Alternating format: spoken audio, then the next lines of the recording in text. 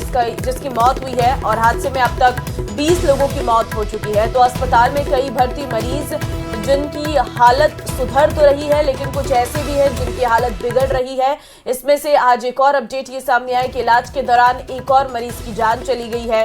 मरीज का नाम बताया जा रहा है सलीम, जो लगातार जिंदगी और मौत की जंग अस्पताल में लड़ रहा था और आखिरकार वो जिंदगी हार गया है। सौरभ हमारे संवाददाता हैं फोन लाइन पे।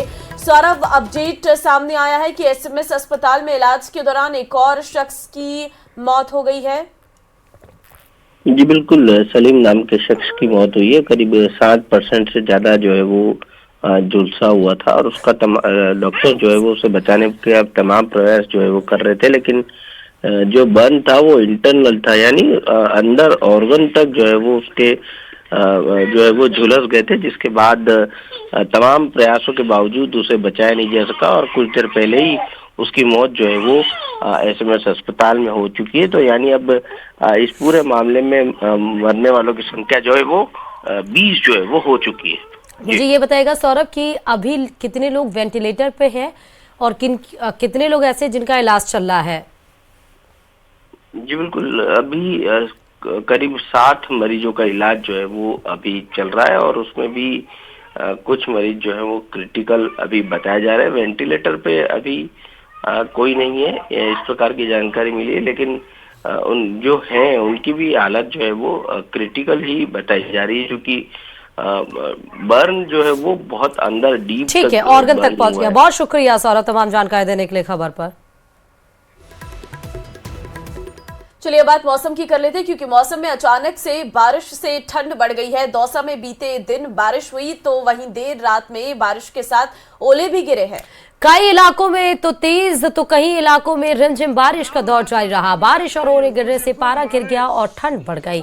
बता दें कि बारिश चना, सरसों और गेहूं की फसल यानी रबी की फसलों के लिए फायदेमंद साबित होगी, जबकि ओले गिरने से फसलों को नुकसान भी हुआ है।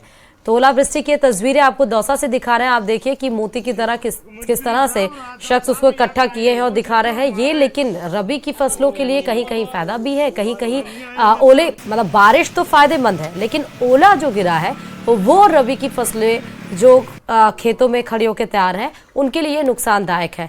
और इस वजह से जो टेम्परेचर है, जो तापमान है, उसमें भी गिरावट दर्ज की गई है। गिरावट दर्ज होने से ठंड और ज्यादा बढ़ गई है।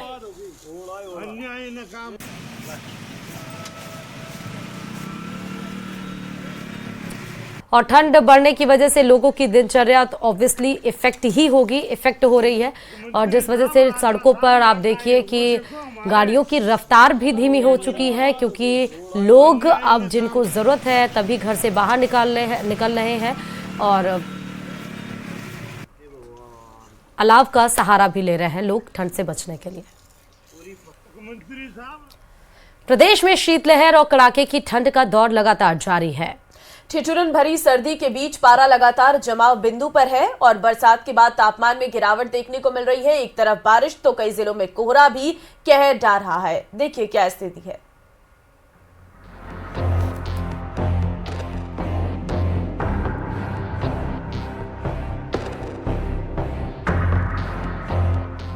प्रदेश में जारी बारिश का दौर, कई जिलों में बारिश से बदला मौसम, बरसात के बाद तापमान में गिरावट।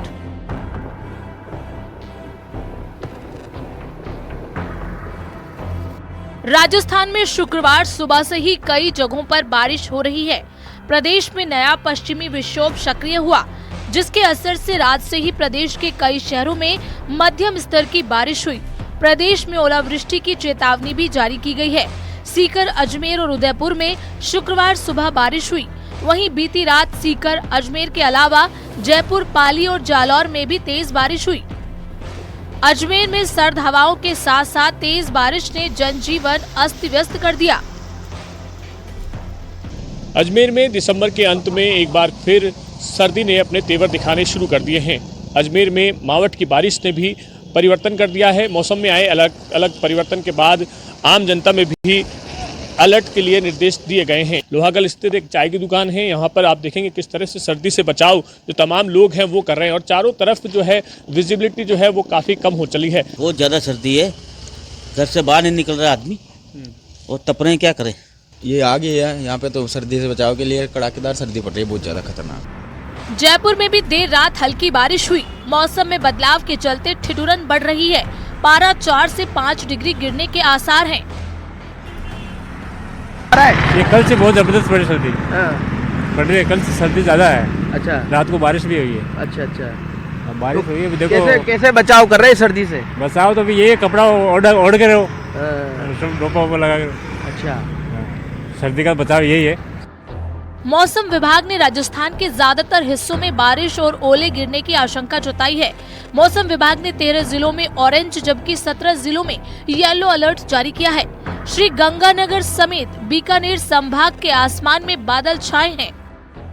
श्री गंगानगर सहित बीकानेर संभाग के लिए मौसम विभाग के द्वारा आज मेघ गर्जना के साथ हल्के से मध्यम दर्जे की बारिश का येलो अलर्ट जारी किया है।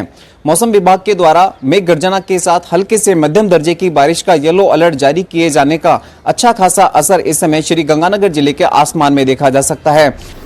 जिन जिलों में ओलावृष्टि को लेकर ऑरेंज अलर्ट जारी किया गया है उनमें अजमेर, अलवर, भरतपुर, भीलवाड़ा, बूंदी, जयपुर, झुंझुनू, करौली, कोटा, सवाई माधोपुर, सीकर, टोंक और चूरू शामिल हैं। उधर जैसलमेर में 5 दिन से लगातार कोहरा छाया है। ठंडी हवाओं के चलते ठिठुरन बढ़ गई है। कोहरे के चलते वाहन चालकों को खासी दिक्कतें पेश आ रही हैं। ठंड बढ़ने के साथ ही सैलानियों की संख्या में भी इजाफा देखा जा रहा है। राजसमंद और कोटा में भी ठंड का सितम देखने को मिल रहा है। राजसमंद में सीजन की पहली बारिश हुई। अलग अलग जगहों पर हल्की और मध्यम बारिश का दौर जारी है।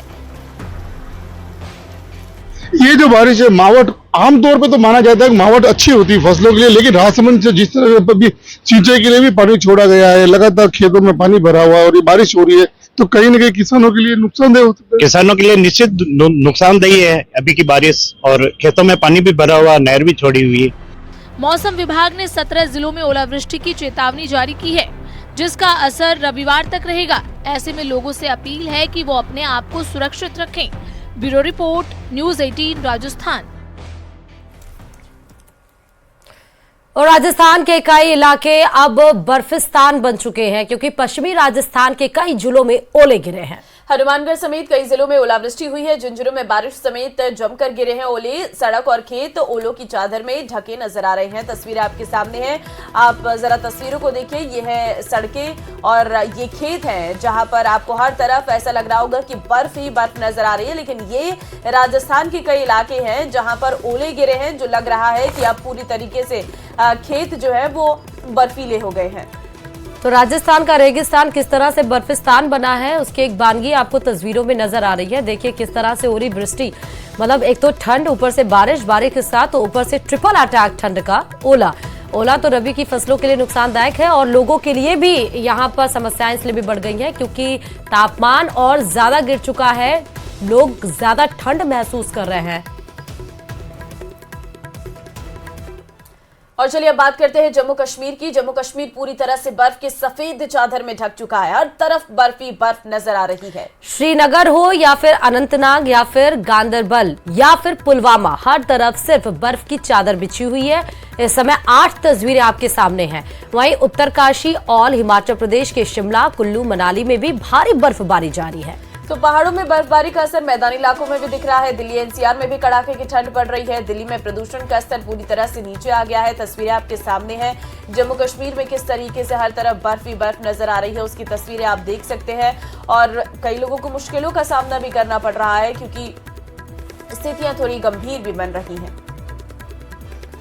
सामान्य तौर पर एक टाइगर अपने आसपास या अपने इलाके में दूसरे टाइगर को किसी सूरत में बर्दाश्त नहीं करता है। आंख दिखाते ही मरने मारने को उतारू हो जाता है, ये उसका अनुवांशिकी गुण है। लेकिन रणथंभौर नेशनल पार्क में अब ऐसे दृश्य भी देखने को मिल रहे हैं जहां एक ही इलाके में एक से अधिक टाइगर रह रहे हैं। ये अपने आप में दुनिया का सबसे बड़ा आश्चर्य है। पेश है ये रिपोर्ट। रणथंभौर में इलाके की जंग ले रही जान।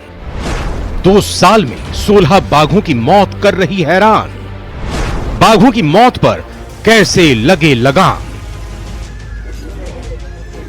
रणथंभौर नेशनल पार्क, जहां दुनिया भर से सैलानी बाघों की अटखेलियां देखने के लिए पहुंचते हैं, जहां जंगल का राजा शान से अपने कुनबे के साथ रहता है। मां शावक को शिकार के गुर सिखाती है, बाघ चहलकदमी करता है। अब भला कोई राजा अपने इलाके में दूसरे को कैसे बर्दाश्त कर सकता है? इसीलिए रणथंभौर से गाहे बगाहे टेरिटोरियल फाइट की तस्वीरें भी आती हैं। बाघों की भिड़ंत की तस्वीरें देखने वालों को भले ही रोमांचित करें, लेकिन इन तस्वीरों से वन विभाग की कार्यशैली पर सवाल खड़े होते हैं। वन्य जीव प्रेमी अपनी चिंता जताते हैं। रणथंभौर में पिछले 2 साल में 16 बाघों की मौत हुई। टेरिटोरियल फाइट में ज्यादातर बाघों की जान गई। पिछले 1 साल में 16 शावकों ने जन्म लिया, लेकिन इसके साथ ही बाघों की मौतों का आंकड़ा भी तेजी से बढ़ा। अगर नर के परिप्रेक्ष्य में देखें तो पर्याप्त स्थान नहीं है। रणथंभौर में मादा के परिप्रेक्ष्य में देखें तो पर्याप्त स्थान है, क्योंकि मादा तो पिछले दिनों में कई सारी मादाएं यहाँ से गायब हुई है, मरी है और कहीं न कहीं संघर्ष में मारी गई है। रणथंभौर नेशनल पार्क में फिलहाल 26 बाघ, 25 बाघिन और 16 शावक हैं। जानकार बताते हैं कि रणथंभौर में क्षेत्रफल के मुताबिक जितने बाघ, बाघिन और शावकों की संख्या होनी चाहिए, उस हिसाब से यहाँ बाघों की पर्याप्त संख्या होता है। और चलिए इसी के साथ इस बुलेटिन में फिलहाल अभी के लिए इतना है। आगे आप देखिए